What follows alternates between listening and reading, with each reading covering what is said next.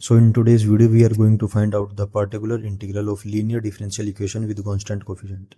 You are already familiar with the complementary function that we have discussed in the last video. But in today's video, we are going to find out the PI. What is PI? It is our particular integral. So focus on today's video is particular integral. तो देखो particular integral को हम कैसे find out करते हैं. हमारे पास linear differential equation with constant coefficient है. इसका सॉल्यूशन क्या होता है? सॉल्यूशन होता है मेरे पास y is equals to C F plus P I. मतलब कॉम्प्लीमेंट्री फंक्शन को निकालो और पार्टिकुलर इंटीग्रल को निकालो, दोनों को ऐड कर दो, ये मेरे पास सॉल्यूशन आ जाता है. तो हम पी आई देखेंगे. सी एफ मैंने दिखा दिया है पिछली वीडियो में करवा के. अब पी आई पे फोकस करते हैं. देखो मेरे पास जनरल फॉर्म होती है इस टाइप की डिफरेंशियल इक्वेशन की, D N Y upon D X की power N A naught plus A one D raise to power N minus one Y upon D X N minus one up to A N minus one D Y upon D X plus A N is equals to B. ये जिसमें ए note ए one ये सब क्या होते हैं, ये सब मेरे पास कांस्टेंट हो जाते हैं. ठीक है, ये मेरे पास जनरल फॉर्म होती है linear differential equation with constant coefficient की. अब देखो कॉम्प्लीमेंट्री फंक्शन में हम क्या करते थे. कॉम्प्लीमेंट्री फंक्शन में मैंने बताया था हम डी बाई डी एक्स को पुट करते थे, D square by D X square को पुट करते थे. क्या पुट करते थे? डी पुट करते थे. डी को पुट करते थे D by D x, D square को पुट करते थे D square upon D X square, इस टाइप से. ठीक है, तो हमारे पास क्या हो जाती थी इसकी फॉर्म, ये हमारे पास कुछ इस टाइप की इक्वेशन बन जाती थी, F of D into Y is equals to B. ठीक है, फिर यहाँ से हम ऑक्सिलरी इक्वेशन निकालते थे, तुम देख सकते हो. ठीक है, तो हमें पार्टिकुलर इंटीग्रल निकालना है. तो पार्टिकुलर इंटीग्रल कैसे निकालेंगे? इस एफ डी को हम राइट साइड ले जाएंगे, तो क्या हो जाएगा one upon F D into B. तो ये हमारा पार्टिकुलर इंटीग्रल हो जाएगा. ठीक है, इसी पे फोकस करेंगे कि इसको वैल्यूज़ को हम कैसे फाइंड आउट करेंगे. अब इसकी वैल्यूज़ को फाइंड आउट करने के लिए मेरे पास डिफरेंट केसेस होते हैं. जैसे कई बार मेरे ये फंक्शन है डी का, ये डिफरेंट टाइप का होगा. ठीक है, किसी केसेस में ये डिफरेंट हो जाएगा, या कई बार मेरे पास बी कुछ डिफरेंट होगा. बी होता क्या है मेरे पास? बी होता है या तो कांस्टेंट होता है, या फिर ये कोई फंक्शन पाएगा एक्स का. बी इज कांस्टेंट और फंक्शन ऑफ एक्स. तो इसी चीज़ पे फोकस करते हैं. ठीक है, देखो मान लो मेरे पास एक डिफरेंशियल इक्वेशन है D square plus D plus one into Y is equals to zero. अब इसकी राइट साइड क्या है? जीरो. मतलब बी की वैल्यू मेरे पास क्या आई? जीरो. अब पार्टिकुलर इंटीग्रल क्या होता है? पी आई होता है मेरे पास one upon F D. F D क्या होता है?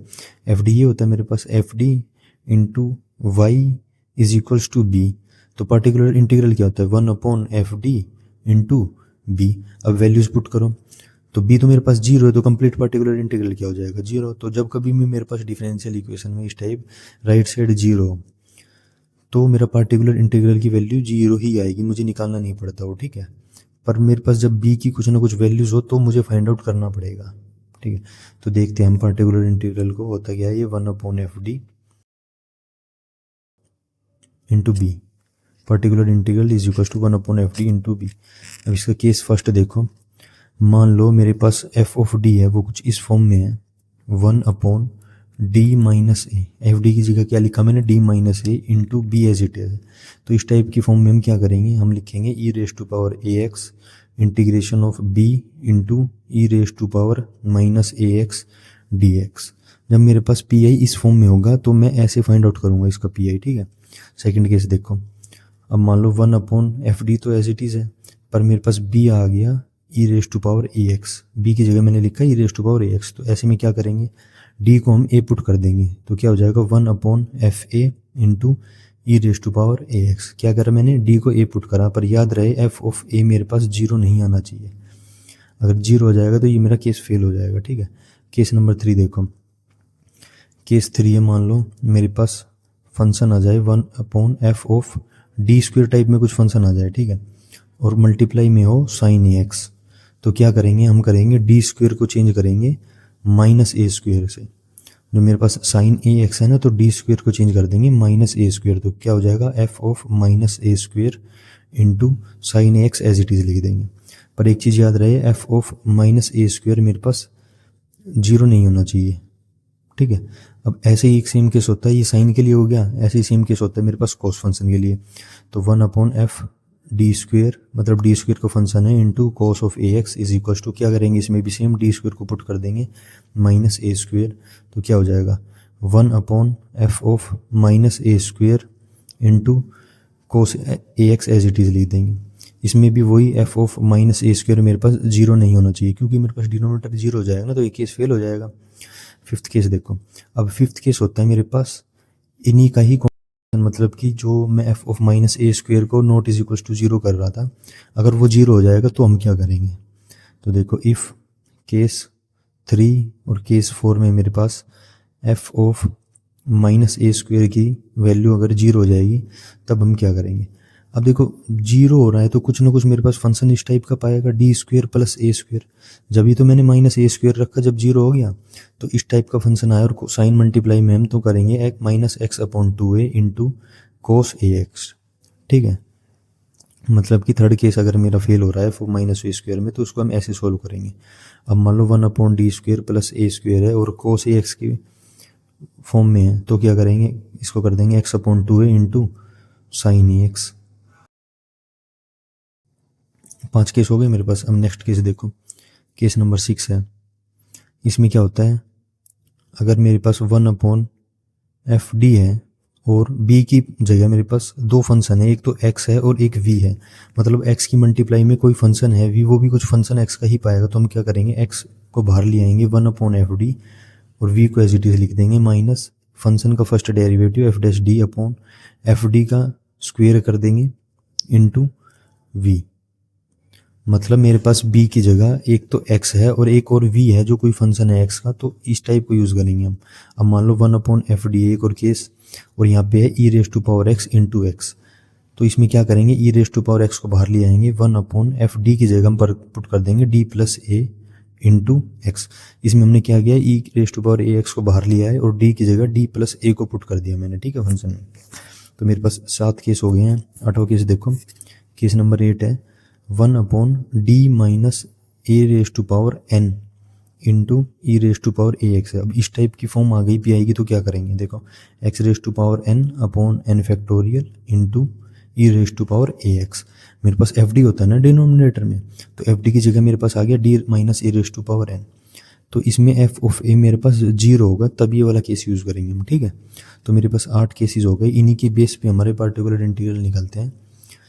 तो कुछ एग्जांपल से देखते हैं, ऐसे तो मुझे पता है तुम्हें समझ नहीं आया होगा। तो देखो एक क्वेश्चन लेता हूँ मैं, उसे समझाता हूँ कि हमारे पास पी आई को हम कैसे फाइंड आउट करते हैं। मान लो मेरे पास क्वेश्चन है D square Y upon D X square minus 3dy upon D X plus 2y is equals to cos 3x। B की जगह क्या आ गया मेरे पास, कोस 3x। तो देखो कॉम्प्लीमेंट्री फंक्शन तो तुम निकाल लोगे। ठीक है, कैसे निकालते हैं कॉम्प्लीमेंट्री फंक्शन, देखो D square minus 3d plus 2y को हम बाहर लिख देते हैं और ये हो जाता है मेरे पास कोस 3x। ठीक है, फिर वहाँ से वो ऑक्सिलरी इक्वेशन वगैरह बना के तुम निकालोगे। पार्टिकुलर इंटीग्रल देखते हैं क्या होता है, 1/fd इंटू बी होता है मेरे पास। अब fd की वैल्यू क्या है यहाँ पे, देखो fd है मेरे पास ये into Y is equals to B. तो fd और b दोनों की वैल्यूज पुट कर दो पी आई में, तो क्या हो जाएगा 1/d square minus 3d plus 2 into B की जगह क्या है कोस 3x, तो कोस 3x रख दो।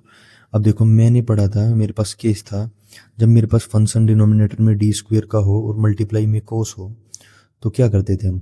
देखो अभी बताता हूँ, मेरा केस है अगर मेरे पास पार्टिकुलर इंटीग्रल हो 1 ऑफ डी स्क्वेयर इंटू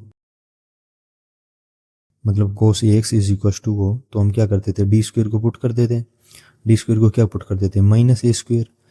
तो इसमें हमारे पास माइनस ए स्क्वेयर पुट करेंगे तो क्या हो जाएगा 1/f minus A square into cos A X. पर हमारे पास डिनोमिनेटर जीरो नहीं होना चाहिए, तो F of minus A square is not is equal to zero. तो इसी केस को हम यूज़ करेंगे इस वाले क्वेश्चन में। ठीक है, तो हमारे पास क्या हो जाएगा, देखो पी आई है मेरे पास 1/d square minus 3d plus 2 into cos 3x। तो ए क्या है मेरे पास 3, और डी स्क्वेयर को क्या पुट करते हैं माइनस ए स्क्वेयर, तो -9 हो जाएगा, ये का स्क्वेयर करेंगे। ठीक है, तो डी स्क्वेयर की जगह पुट करो -9, तो -9 -3, डी को एज इट इज रखो +2 इंटू कोस 3x। थोड़ा और सिंप्लीफाई करके देखो इसको, तो क्या हो जाएगा 1/-3d -7 इंटू कोस 3x। अब नेगेटिव कॉमन ले लो डिनोमिनेटर से, तो क्या हो जाएगा -1/3d + 7 इंटू कोस 3x। अब देखो मेरे पास जब पी आई में कोस होता है तो फंक्शन डी स्क्वेयर के टाइप में होता है, पर मेरे पास यहाँ खाली डी में आ रहा है, तो इसको थोड़ा सा चेंज करके लिखेंगे हम। क्या करेंगे देखो 3d - 7 से मल्टीप्लाई कर दो और डिवाइड कर दो, तो 3d - 7/3d + 7 तो एज इट इज रहेगा, और यहाँ पे मल्टीप्लाई में लिख दिया मैंने 3d - 7, कैंसिल हो गया तो वही बन जाएगा ना ऊपर वाला, इंटू कोस 3x हमारा। ये मैंने क्यों करा, क्योंकि मेरे पास डिनोमिनेटर में देखो डी स्क्वेयर का दोबारा फंक्शन बन जाएगा, तो -3d - 7 a + b a - b क्या हो जाएगा a स्क्वेयर, मतलब 9d square -7 square 49 into cos 3x। अब देखो डिनोमिनेटर मेरे पास दोबारा डी स्क्वेयर में फंक्शन आ गया ना, तो हम वही केस दोबारा यूज़ कर लेंगे।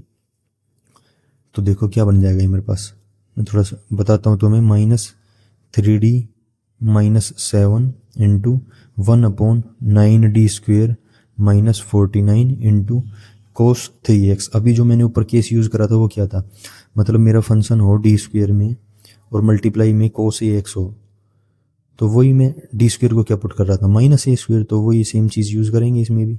तो देखो क्या बन जाएगा मेरे पास ये -3d - 7 इंटू 1/डी स्क्वेयर की जगह क्या पुट करेंगे -9 हो जाएगा मेरे पास, -49 into cos 3x as it is आ जाएगा। तो इसको सोल्व करो, क्या हो जाएगा मेरे पास -3d - 7 upon -81 -49 into cos 3x। तो ये बन जाएगा मेरे पास -3d - 7 upon 130 minus cos 3x। अब देखो माइनस से माइनस कैंसिल हो जाएगा, तो ये क्या हो जाएगा 1/130 इंटू 3d - 7 और कोस 3x मेरे पास। अब इस कोस 3x को इस अंदर मल्टीप्लाई कर दो, तो क्या हो जाएगा 1/130 इंटू 3। अब देखो ये जो मेरे पास d है, ये d होता क्या है, मेरे पास d होता है d/dx, तो d/dx ऑफ कोस 3x, मतलब कोस 3x का हम डेरिवेटिव कर देंगे with respect to x -7 into cos 3x। ये स्टेप तुम लिखना चाहो तो लिख सकते हो, पर डायरेक्ट डिफरेंशिएशन करना चाहो तो वो भी कर सकते हो। तो ये क्या हो जाएगा 3 इंटू कोस 3x का माइनस साइन 3x इंटू 3 -7 कोस 3x। बस इसको सिंप्लीफाई करके लिख दो, क्या हो जाएगा 1/130 इंटू -9 साइन 3x -7 कोस 3x। ये मेरे पास पी आई आ जाएगा। ठीक है, तो मेरे पास सॉल्यूशन क्या हो जाएगा y = CF + PI। अब CF तुमने निकाल ही लिया होगा मुझे पता है, और PI होगा, तो दोनों को सम करके लिख दो, ये हमारे पास आंसर आ जाएगा।